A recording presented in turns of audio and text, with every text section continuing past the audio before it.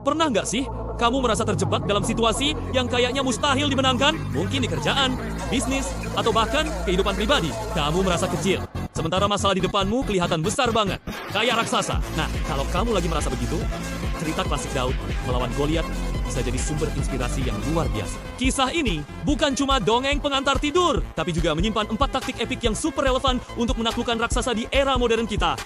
Yuk, kita bedah satu persatu. Taktik pertama, ubah cara pandangmu. Saat semua orang melihat Goliat sebagai prajurit raksasa yang tak terkalahkan, Daud melihatnya beda. Dia nggak fokus pada ukuran Goliat, tapi pada kelemahannya. Goliat itu lamban, persenjataannya berat, dan jangkauan serangnya terbatas. Daud melihatnya bukan sebagai prajurit super, tapi sebagai target besar yang lambat bergerak. Di kehidupan kita, ini artinya kita harus berhenti terintimidasi oleh ukuran masalah.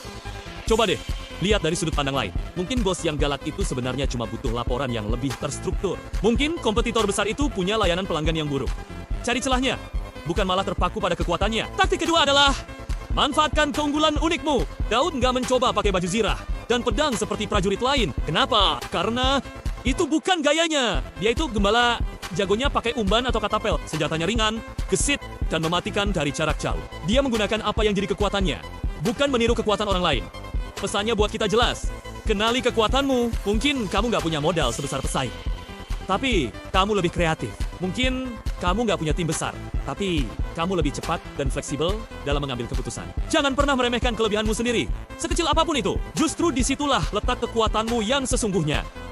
Selanjutnya, taktik ketiga, ganti aturan mainnya. Pertarungan seharusnya terjadi dari jarak dekat, pedang lawan pedang. Tapi Daud nggak mau ikut aturan itu. Dia menolak pertarungan jarak dekat dan mengubahnya jadi pertarungan jarak jauh. Dia yang menentukan di mana dan bagaimana pertarungan akan berlangsung.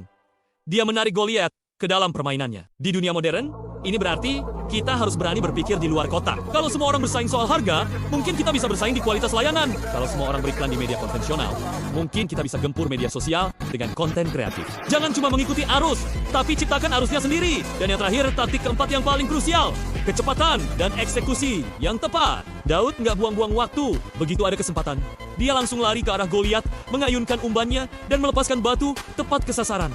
Satu tembakan, satu kemenangan. Dia nggak ragu-ragu. Rencana sehebat apapun nggak akan ada gunanya tanpa eksekusi yang cepat dan akurat. Di zaman sekarang, kecepatan adalah segalanya. Ide bagus yang ditanda-tanda bisa dengan mudah dicuri atau jadi basi. Jadi, saat kamu sudah punya rencana dan melihat ada peluang, jangan menunggu.